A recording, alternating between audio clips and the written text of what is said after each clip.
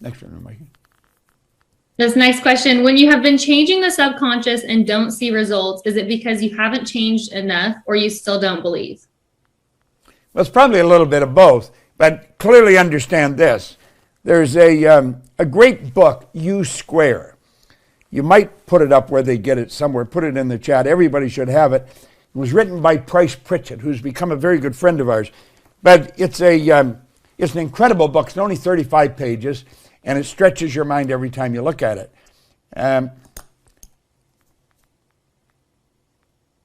Let's second the question there for a second. Lost my train of thought. What was the question? If you have been changing the subconscious and don't see results, is it because you... Well, as he points there, he talks about the non-physical world. Listen, when you put the screen up, Scott, when you are working at changing and you don't see the change in results, it's just not showing up here. That's just that you don't see it. There's all kinds of things happening around you that you don't see. When you build a beautiful idea here, a very positive idea, and you start getting emotionally involved and you're giving your best to it, understand it has to change. That is an absolute law. Whatever you impress changes the vibration, changes the behavior, and ultimately the results. But sometimes it takes a little while. There's all kinds of things happening around you. There's all kinds of things happening within you that you're not even aware of. That's where the awareness comes in. So just because you don't see it doesn't mean it's not happening. When you give everything you've got, it'll start to change. Trust me, it will. This next question is, how can I get rid of the voice of doubt in my head? Tell it to go away. Say, get the hell out of here. Okay? Here, I'll show you something. And you want to pay real close attention to this. There's a power flowing into you. That power is neither negative or positive. It just is. We make it what it is. Unfortunately, we let results control us too much. The results tell us what's going on inside, so we should look at it periodically, but don't want to let it control you. Now, let's suppose you've got a mortgage payment coming up and you don't have the money. It's the 18th of the month. You got to have it for the end of the month. What does the average person do? They choose to take that power that's flowing into them and build this kind of an idea. And they build doubt or fear. That's a negative idea they build here. Then they take and they get emotionally involved with it. And that sets up something called fear. It's doubt or worry. I put fear. It shouldn't be fear there. This is worry. Doubt or worry. And when you get emotionally involved in that, that sets up a vibration called fear. Fear is a negative emotion that has to be expressed with and through the body, and it sets up a vibration known as anxiety. Anxiety is never expressed. People don't express anxiety, they suppress anxiety. And the suppression turns to depression. The depression turns to dis-ease. And the dis-ease turns to disintegration. Now, what is the opposite? Why would we do this? We're doing it because of ignorance. We don't understand what we're talking about here. Don't understand it. Now, the opposite of doubt and worry is over on this side, the positive side, it's understanding. The only way to develop understanding is through study. That's what we're doing here. Study. You've got to understand that everything happens by law. You've got to understand if you hold an image in your mind and get emotionally involved, it must move into form. So rather than look at lack and limitation and start to worry and doubt that you're going to have the mortgage payment, start to see yourself with it. You start to see yourself with the mortgage payment. In fact, you see yourself with an abundance. You see yourself with more than you need. That is done through understanding. The understanding creates something on an emotional level called faith. Faith is the ability to see the invisible, to believe in the incredible, and that'll permit you to receive the world calls impossible.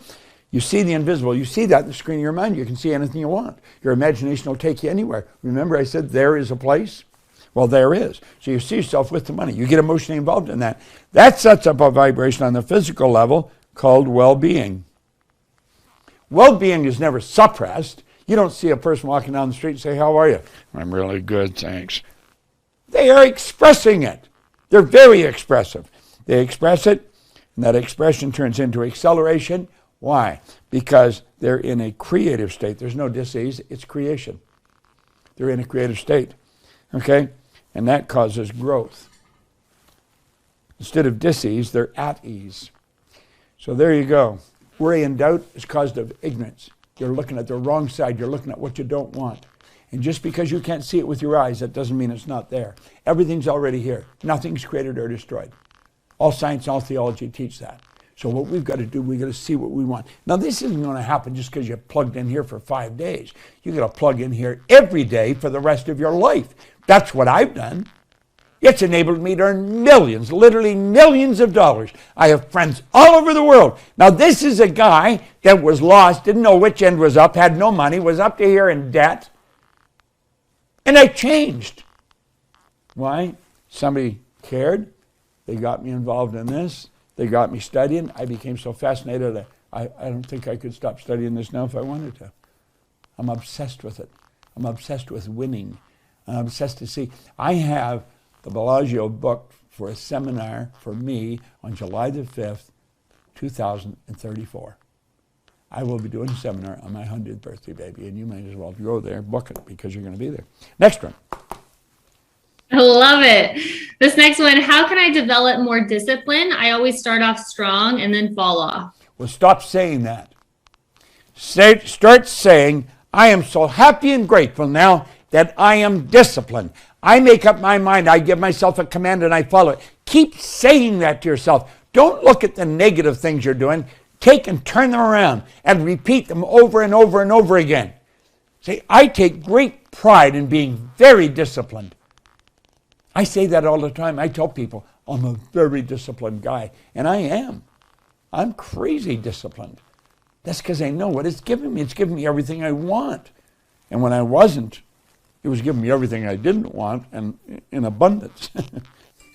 You know? How can I stop depending my life on other people and their opinions? Oh, God. You know, that's a self-image thing. And I know where you're coming from because I've been there. He said in here, he said, everybody's got a flock of opinions ready to be wished upon anybody that'll accept them. You know, if you're accepting an opinion of others, you're never going to have one of your own. You've got to quit worrying about what other people think. Remember this. It's a little tricky, but you'll remember it. I'm not who I think I am. I am not who you think I am. I am who I think you think I am. I'm not who I think I am. I am not who you think I am, but I am who I think you think I am. Now, you want to build a very positive picture in your mind, and you want to see other people looking at you as a very positive guy. I'm a very positive guy. I'm a very generous guy. I'm a very disciplined guy. I was none of those things. I've become them because I keep telling myself that, and I do it. And you can too. You can. Listen, if I can do it, you can do it. God, if you could only talk to my brother or sister or somebody, they'd say, yeah, listen, when he got it, we knew anybody could get it. You know. Bob, there's a lot of questions about goal cards. I've seen questions, should only one goal be on the goal card? Do I have to put a date on the goal card? Should I have, let me share it. Okay. Goal card? Okay. Goal card, one thing on the goal card. And you put a date when you think it's going to manifest. You put the date. But understand this, you're guessing at the date. Look here for a moment. Scott, screen.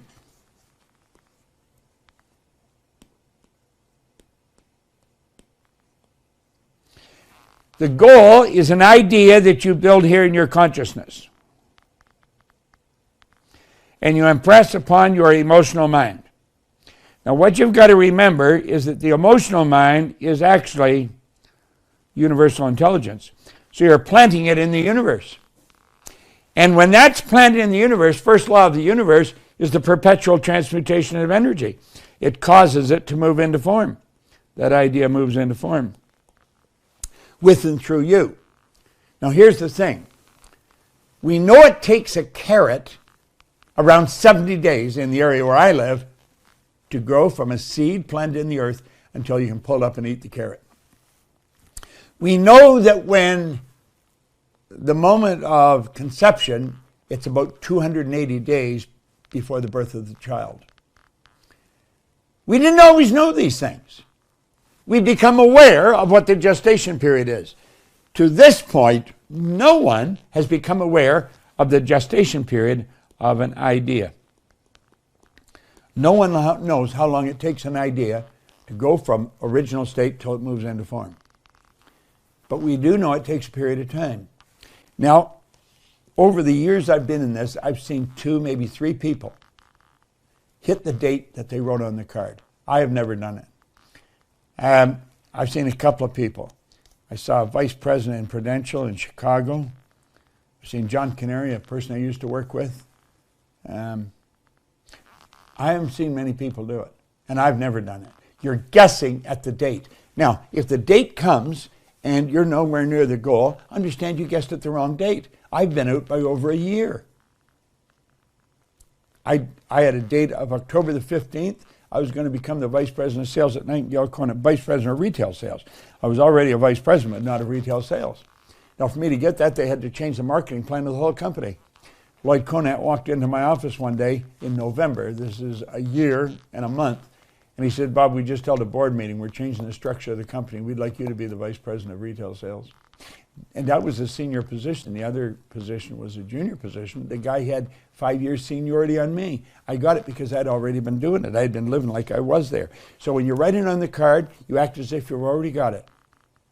The date, you put the date on. And you write it in present tense.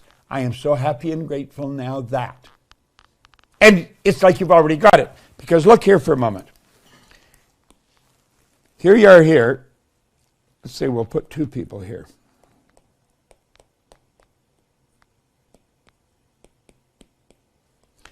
If I've got an idea here in my conscious mind, I could share that idea with you on a conscious level. That's the educated mind. On an intellectual level, I can share my idea. And I share it through words, gestures, and writing. If I'm emotionally involved in that idea, I've got it in my heart, I can share it heart to heart with you. How do I do that? Through vibration, you'll just pick up my feeling. There's a beautiful poem. It said, if I knew you, and if you knew me, and if both of us could clearly see with an inner sight divine the meaning of your heart and mine, I'm sure we'd differ less. We'd clasp our hands in friendliness, and I'm certain we'd pleasantly agree if I knew you and you knew me. Now, do you see, if I've got it intellectually, I can share it with you. I couldn't share it with you if I didn't have it. If I got it emotionally, I can share it with you emotionally. I couldn't do that if I didn't have it. Now, the only thing I can't do is enjoy it here on the physical level because it doesn't manifest, nor can I share it with you here. Now, since almost all people live through their senses, they're listening to me, but they're looking and they're seeing there's nothing here. They'll think, what the hell is he talking about? The guy's hallucinating. He's acting like he's already got something, he hasn't got it. I saw, he hasn't got it, it's not there. They're advertising their ignorance. They don't know that as long as you keep acting like you got it, it's going to appear. It must appear. Okay? Don't let the appearance of things trick you. Okay? Bob, I think it's also important to note, you said you were off by more than a year on your goal, but you didn't take that as a sign from the universe that goal wasn't for you. No. Listen, doesn't matter how far you are off. What you want to do when you get to the date, if the goal hasn't materialized, say, have I given this the best I've got? And did I expect it to happen? Now, if the answer to those questions is no, if you're real honest, and no, you really didn't expect it, and you didn't really give it, I mean, you had lots of goof-off time, and then you've got to start over and give it everything you've got and expect the best to happen. Now, if you say, yes, I did give it everything I got, and I did expect it, you got to keep going. You've guessed at the wrong date. Just keep doing it.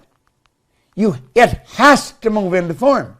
Listen, I had the good pleasure of working with Edmund Hillary.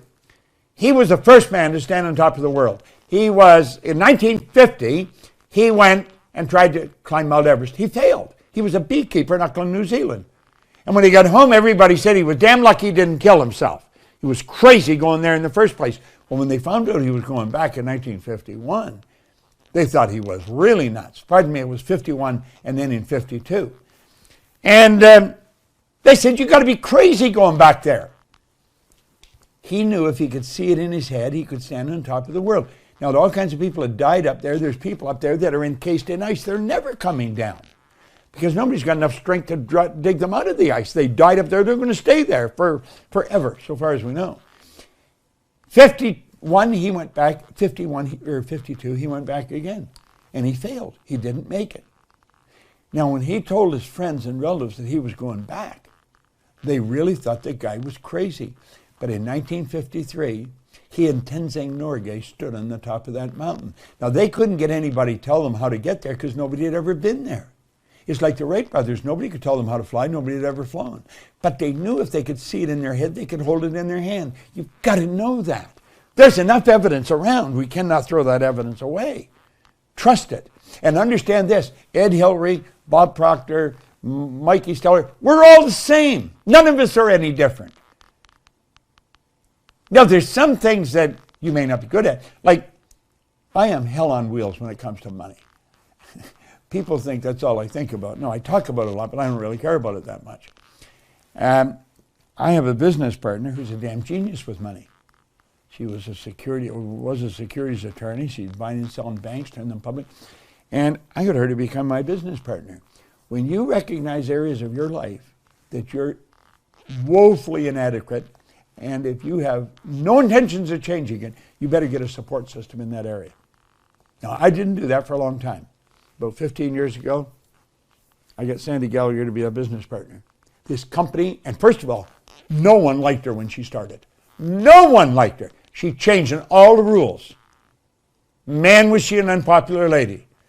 They all think she's great now because she knew that she had to put us through the ropes, change everything, and we became very successful financially. Not by accident, by design. Where you find areas where you're a little bit 6 bits short, get help. Get help. Don't be afraid to admit you're not good at something. Okay?